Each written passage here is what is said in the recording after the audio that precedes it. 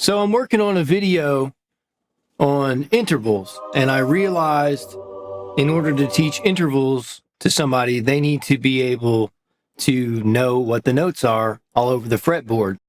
And so I wanted to make a quick video about how if you don't have all the notes memorized, which most of us don't, you can quickly know any note on the fretboard. No way. And so there's a couple things you have to know. You have to know what your guitar is tuned to, and I'm going to assume you are tuned to standard tuning. So E, A, D, G, B, E. Once you know that, you need to know the musical alphabet. And so I'm going to go over that briefly. I've gone over it in other videos, but it's crucial to everything in 12-tone equal temperament Western music, which is virtually everything you're going to hear in your life if you live in the United States or Europe, whatever. It's the most common thing we use, where we divide the octave up into 12 notes. So the musical alphabet is just the letters A through G, and then it starts over at A, and it keeps going forever. And you could start on G. You could go G through G as your octave, and it would be G, A, B, C, D, E, F, G, A, B, C, D, E, F. You could start on D, and you could go D, E, F, G, A, B, C, D, E, F, G, A, B, C, D. It just keeps going in cycles until you can't hear it anymore at about 20,000 hertz down to 20 hertz. And then all we're doing is dividing that octave. An octave is like, if I go A to A, you see how that's the same note?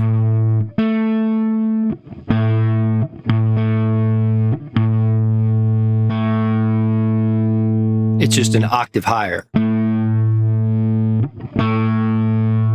So all that is a doubling of pitch. So this is A110, that's A220. That would be A440.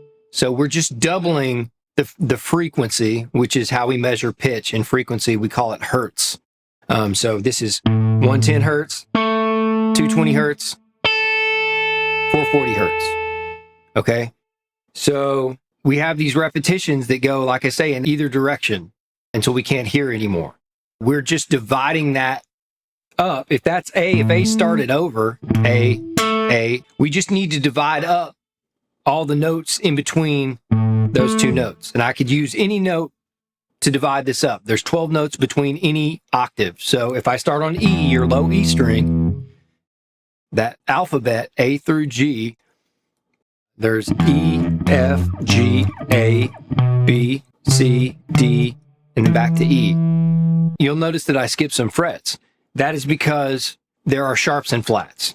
And so between every letter except B and C and E and F, there are sharps and flats. So right off the bat, if we're on our E string, the next letter name is going to be F. It's not going to be E sharp. It's going to be F. So E, F, F sharp. Now we could call this F sharp G flat if we want to. So it's the note between F and G. We could call it F sharp. We call it G flat. It will depend on the key that you're in. So if I tell you we're in the key of F sharp, everything's going to be in sharps. All the in-between notes will be sharps. If I tell you we're in the key of G flat, you're going to think of every in-between note as a flat note. So this is F sharp or G flat, G, G sharp or A flat, A sharp or B flat, B, C, because there is no sharp or flat between B and C and E and F. So C, C sharp, your relative minor of E,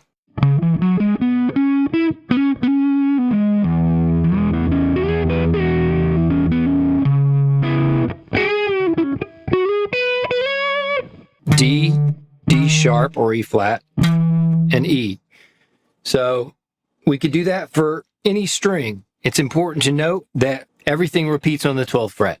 So we have our E, A, D, G, B, E. It all repeats on the 12th fret. E, A, D, G, B, E. So right there, as long as you know that musical alphabet and what you're tuned to, and then automatically you know that everything repeats on the 12th fret, you know, a lot of people know their G chord. So if that's a G, you know this dot right here is equivalent to that dot. These two dots is like your open strings. So this next dot is just like that dot, except it's an octave higher, but it's the same notes. So G is G. A is A. So that's important that you know that really quick. So if we just learn from here to here, we can apply that from here up very quickly. So that cuts the memorization load in half already. What I would also encourage you to do, if you just know what you're tuned to and you know your musical alphabet, you can figure things out pretty quickly. But something that's going to help you not have to count up. So if I say, what is this note? If all you knew was what you're tuned to, the musical alphabet, and that the notes on the 12th fret are the same as what you're tuned to, if I said, what is that? You would have to count up from, you would know that's B, that's C, because there is no sharp or flat between B and C and E and F. So that's C, C sharp, D, D sharp. You'd have to count up or down from this position or the open position every time. So if we just memorize a couple more things, we can make this a lot faster. And those two things I would tell you are, number one, I would just memorize the natural notes on the E and A strings. So the E string, you have the low E and you have the high E. So anything you memorize on the low string, you already know what it is on the high string. So out of your 6 strings, that's already 2 out of 6. That's 1/3 of the stuff, of the strings. That's awesome. So 2 for the price of 1. That's good, right? So we got G is G, A, B, B, C, C, D, D, E, E, E, E. So that's really quick. Just do the natural notes. So you know E, F, G, A, B, C, D, and back to E. F, G, A, B, C. Just memorize the dots here. You know, that's F, G, A, B. And then these two go off the dots for natural notes, C and D. And then back to your E. So I would do the same thing for A. So you are, like, for instance, you know your F chord down here. You know that's going to be F. You know your G chord, that the root is there. That's going to be G. If you know your E major or E minor, then you know your root is going to be E there. So if you know this is A minor or this is A major, then you know your root for your A is there. And of course, we know what we're tuned to. We know that's A. We know this is a C because our C chord here. So we have A. Well, B is right before C. You know that because there's no sharp between B and C. No sharp or flat. So you know A, B, C, D, E, and then F and G go off the dots. Just like up here, C and D went off the dots. So it's very similar to the E string. And then you go back to your A. So G, F, E, D, C, B, A. I would memorize that. Then you can apply those up here. So you know this is a C. Well, that's the first dot. The first dot here is a C as well. D, D, E, E. That's what I would do. And then the last thing, once you know that, and that's not going to be hard, I promise you, just put a little effort into it every day and you'll be able to memorize that pretty easily. There's a lot of things you're going to be using very frequently on guitar. And so things like where an A is, you're going to learn that that's an A. Of course, you know that that's an A. You'll learn that that's an A very quickly. Your natural notes, E, A, G, you'll learn a lot of places for those with minimal effort, just by all the things that people play the most on guitar. But anyway, the last thing would be your octaves. And this is huge. This will serve you for the rest of your time playing guitar very well because it's your roots. Okay, you got to know whatever note you're on, you want to be able to find the octaves around it. Where is that note repeated? So that you can play, if I play natural minor, I want to be able to know if that's my root. I also know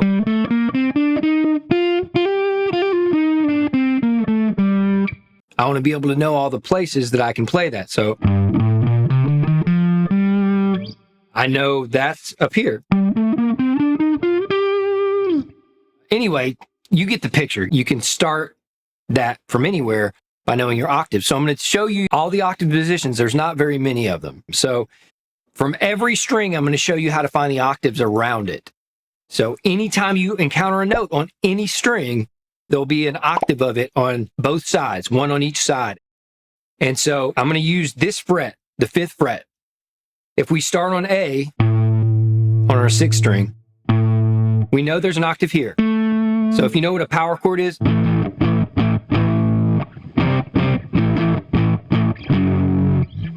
that's what a power chord is. It's just the 1 and the 5, and then the octave.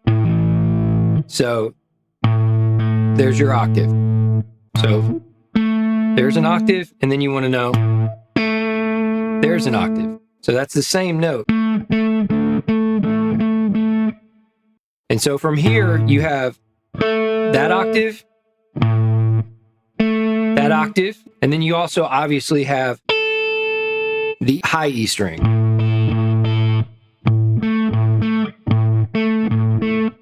So anytime you have a note there or there, you know there's an octave here. That's the same note. That's A. And then this is A. You just do that finger position and you know. So if we're here, same finger position, we know this is B. If we know this is B, we know this is B. We know this is B. All because this is B. So that's your 6th string. Your 5th string, so if it's this D, it's that same octave shape that we used on the A. Now we're going to use it. We got that same thing. But now this other shape, up here on the A, we had, but on the D, this index finger is going to be on the B string. The B string moves everything up a fret, this direction. And so instead of a 4-fret stretch, now we move up. There's our octave. So you can think of that as your C when you have your open C chord. There's an octave in there in case you didn't know. That's C, C.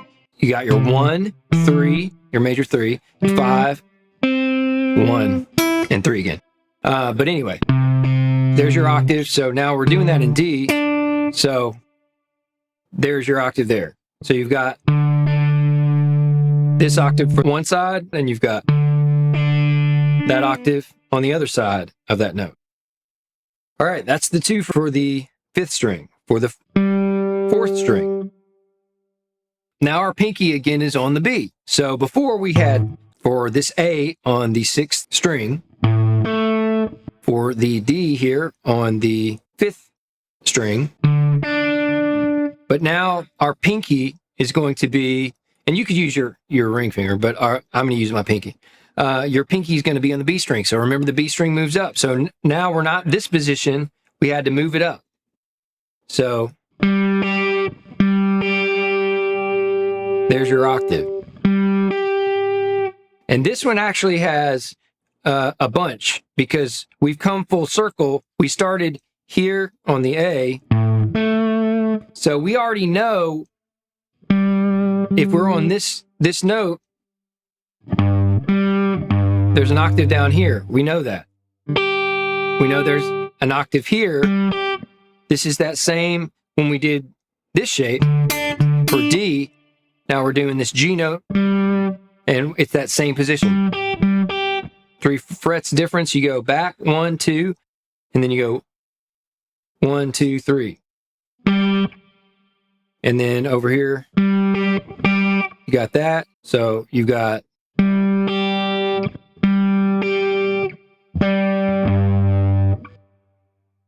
and that's all your positions from anything on the 4th string. For your 3rd string, we have the C right here. So you know you're back to this shape again. And then we have, so we've seen that position before, and then we've seen that position before, and then we have, I think we've seen that position before as well. Yeah, up here we played this G, with a 4-fret stretch because we went from, we have that power chord outline.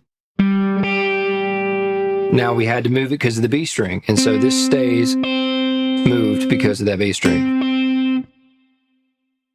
Okay, so you have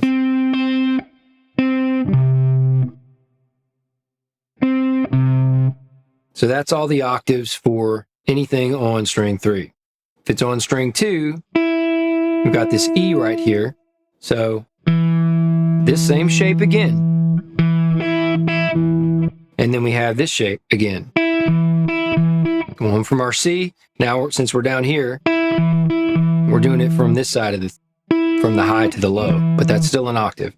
Okay, that's the 2 for that. And then once we get to here, we've already done this because we showed you everything from the low E. So we know here we have there, we have the low E, and then we have, and so that's the octaves from every single possible place. From any, you could apply this to any place on the guitar. So now we've learned what we're tuned to. We know that everything repeats at the 12th fret. We know the musical alphabet. Ideally, you've memorized the natural notes on the E and A strings to a large degree, and then we know the octave position. So if I were to say, what is the 16th note on the B string? Well, you could count up from B, so you could go B, C, because there is no sharp between B and C and E and F, or flat, whichever one you want to call it. So C sharp, D, D sharp. You could count up like that. You could also go, we know our octaves. So there's an octave. Well, you definitely know that's D very easily. Everything on the open strings in the 12th fret, you know very quickly, E, A, D, G, B, E. So you know that's a D, and then right above it would be D sharp. And then also, you know, that's another octave, and you know that dot is the same as that dot. And so right above it is D sharp. So there's various ways you can figure these things out, but your brain will do this pretty quick, kind of like if I was to say, what's 2 + 2 + 3? It would take you a second, but you would be 2 + 2 is 4 + 3 is 7. And you could do that as fast as I just did it. I didn't know what it was when I first said it. You're a liar! And then I knew it a couple seconds later. So that's about how long it would take you. And that's what you need to know. You need to, because once you realize what key you're in and where your root notes are, if you've learned to visualize the fretboard with some tool, I like the 5 major scale shapes.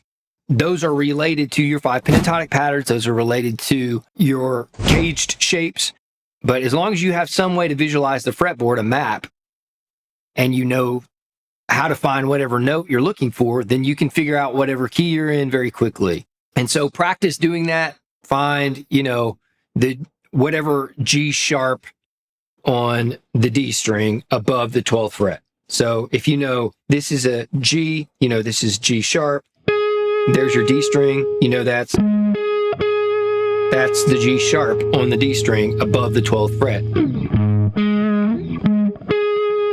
Just pick notes and you can figure them out. It should just take you a couple of seconds. That's the idea. So I hope this was helpful for you. Like I said, I'm working on an intervals video. That's a really good way as well to learn the layout of the fretboard. All of these things, virtually everything, music theory related, will help you understand this instrument better. If there's one thing I could do, if I could go back and start learning guitar again, if there was one thing I could do to improve my learning on guitar and speed up the whole timeline, I would go back and implement a little bit of music theory every week. So the main things I would do, you want to learn songs you like, Well, duh. whatever way possible. You can learn them from tabs. You can learn them from YouTube videos. But that's going to keep you excited because you like those songs. So when you hear the new XYZ band that you're into and you learn their song, it's going to keep you excited and learning. So that's kind of like the fun side of things. That's like free play. But then you also want to have the discipline side. You like discipline. And a lot of us don't have much of that at the beginning. But the thing is, like discipline in a sport or anything, if you have the discipline in the beginning, you get to have way more fun in the end because you're the star athlete and you're making all your shots. And that's what you want to be. You want to be good at it so that you can forget about it. You learn this music theory stuff, and then it's almost like you forget about it. It becomes a part of you, and you're just better off for it. You've learned. It's kind of like if you've heard, you want to learn the rules before you break them, because if you're just breaking the rules because you don't know the rules, it's not witty, it's not smart, it's not creative. But if you're breaking the rules on purpose, like when you tell a joke, what you're doing is you're twisting words and you're breaking rules. And if you know how to do that correctly, you look like you told a funny joke and it's cool. But if you screw it up because you didn't get the timing, you didn't gauge your audience, maybe you told a risque joke at the office, then you just look like a weirdo. So you have to know what you're doing before you do it. We do not care. I hope that made sense. Anyway, like I say, I hope this was helpful. If it is, please subscribe, like, and all that stuff, because it really helps me out. And I am working on this intervals video, and that's like intervals, and specifically scale degrees, which are very related to intervals. That's like the holy grail. That's like looking at the periodic table of the elements in chemistry. It breaks everything down into its constituent parts, the most basic parts, and we kind of build up from there. So we want to start from the beginning. That's a great place to start, is with intervals. And so stay tuned for that, and I will see you in the next one.